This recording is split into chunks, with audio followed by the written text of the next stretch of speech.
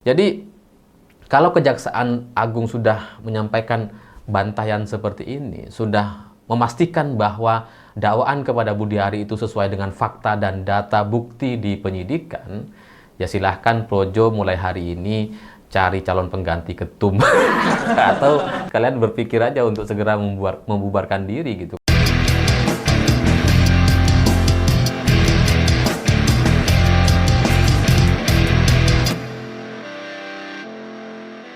Selamat malam semuanya. Dalam beberapa hari terakhir ini, Projo dan Budiari itu kesana kemari menyatakan bahwa berita-berita di media yang mengatakan bahwa Budiari mendapatkan fee sebesar 50% dari pengamanan website judi online itu semuanya framing dan fitnah jahat.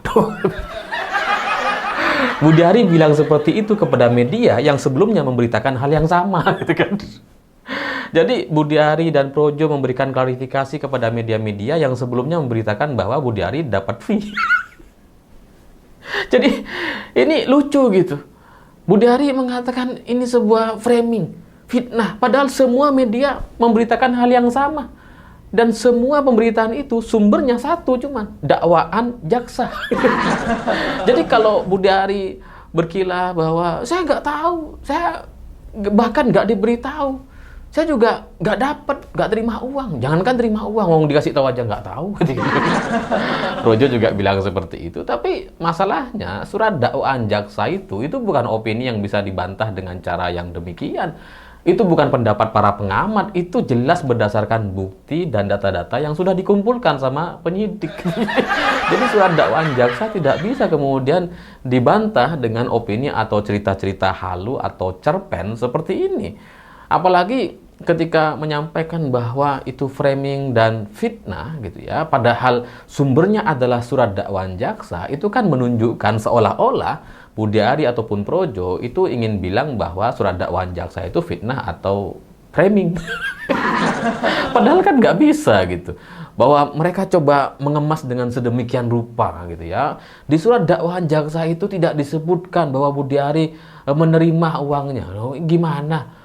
Wong dia sudah disebutkan mendapatkan fee bagian 50%. Kok ini bermain kata-kata gitu ya. Jadi ya apa yang disampaikan oleh Budiari dan Projo bagi saya itu adalah sebuah blunder yang sangat fatal sekali. Karena ini kemudian membuat orang-orang jadi beranggapan bahwa kejaksaan itu disusupi.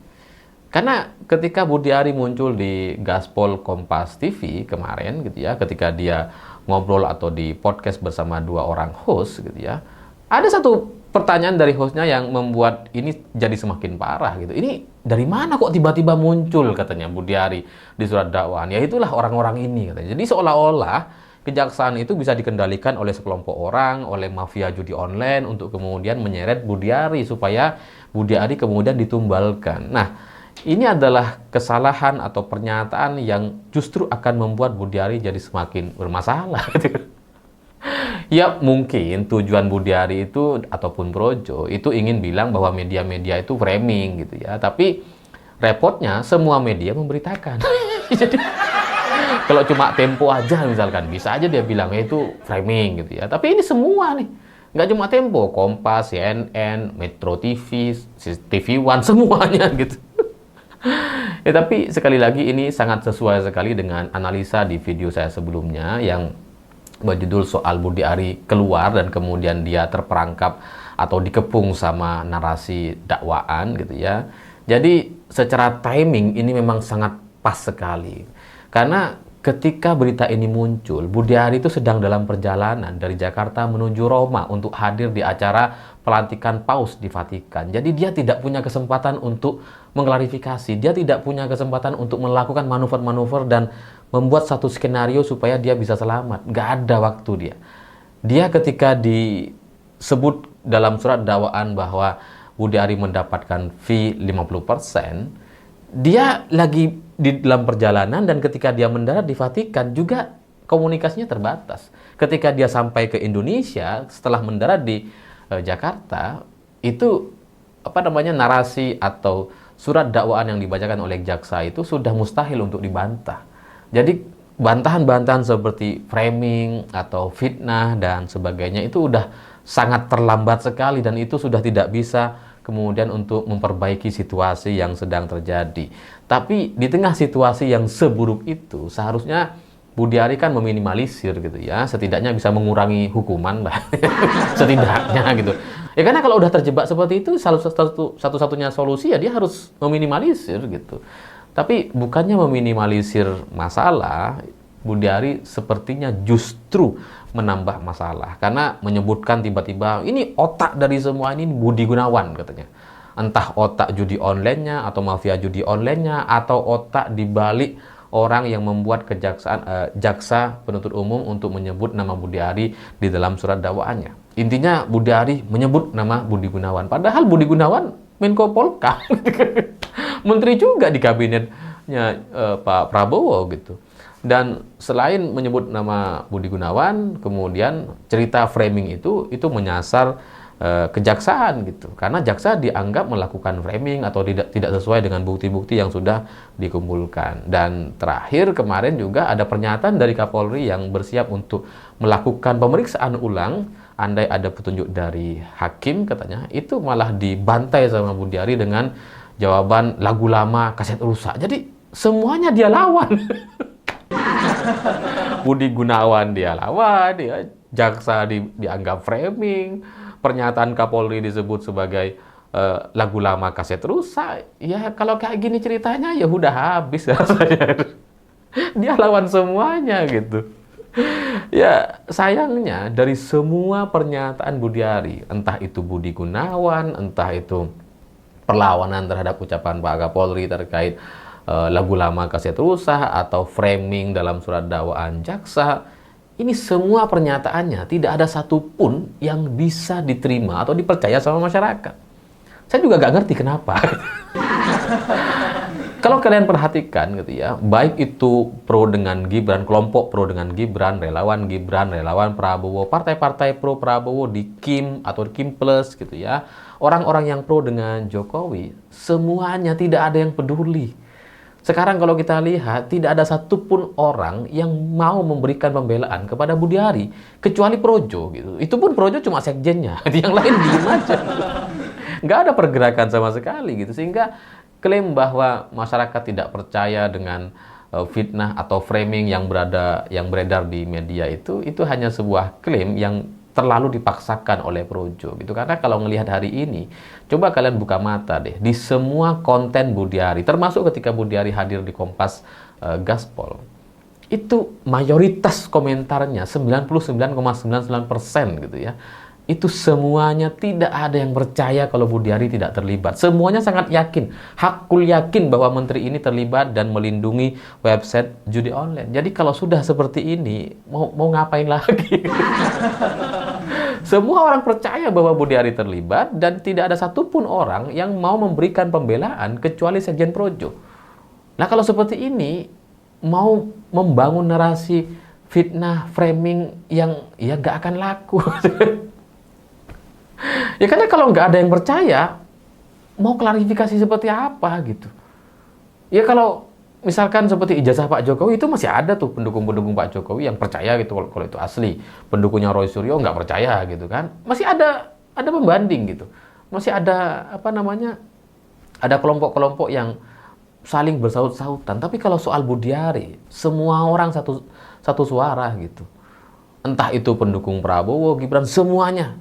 Tidak ada yang percaya kalau Budi Ari tidak terlibat. Nah, dari semua bantahan Budi Ari yang sekarang sudah disampaikan di media bahwa ini framing, fitnah, dan sebagainya, itu kemudian hari ini disempurnakan dengan satu bantahan dari Kejaksaan Agung.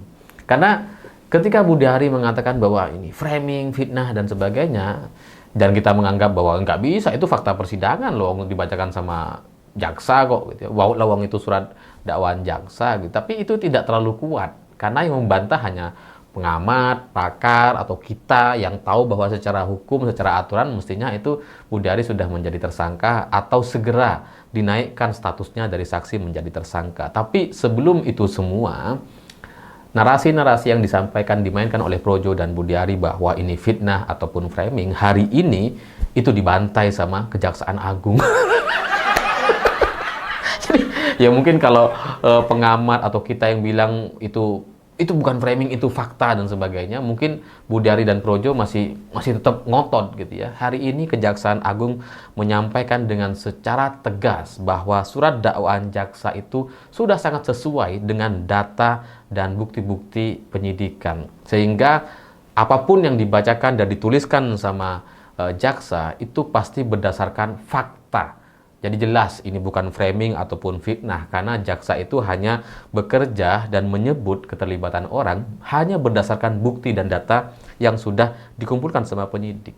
Jadi kalau Kejaksaan Agung sudah menyampaikan bantaian seperti ini, sudah memastikan bahwa dakwaan kepada Budiari itu sesuai dengan fakta dan data bukti di penyidikan, ya silahkan Projo mulai hari ini cari calon pengganti ketum atau kalian berpikir aja untuk segera membubarkan diri gitu, karena jangan sampai nanti tiba-tiba ada uang yang mengalir kepada Projo. Ini bisa tambah banyak yang dijadikan tersangka, bisa nggak cuma Budiari sebagai ketum gitu, bisa juga sekjen hari ini yang membela-bela Budiari itu juga terlibat, jangan-jangan gitu.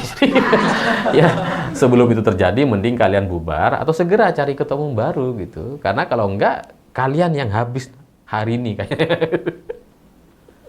Ya, setelah ini kita nggak tahu Budiari akan mau apa lagi, karena pernyataan Kejaksaan Agung ini sudah sangat jelas sekali. Itu fakta, itu data, itu bukti, dan jelas bukan framing. Mungkin satu-satunya yang bisa dilakukan oleh Budiari hari ini ya datang ke Solo. Yang mana tahu selamat. Kan biasanya kan di Solo itu juru selamat gitu ya. Ya daripada tidak mencoba kan sebaiknya dicoba. Ya meskipun nanti misalkan tetap masuk kan nggak apa-apa. Setidaknya nggak penasaran gitu ya. Kalau nggak ke Solo sama sekali kan ya nanti kan kepikiran gitu ya. Seandainya saya ke Solo gitu kan. Mungkin bisa selamat. Jadi ya saya mendoakan agar Budiari segera merapat ke Solo, karena ucapan-ucapannya belakangan ini sudah mulai sangat religius gitu ya. Tuhan tidak tidur, Tuhan boten sare dan sebagainya. Ya tapi Pak Jokowi tidur.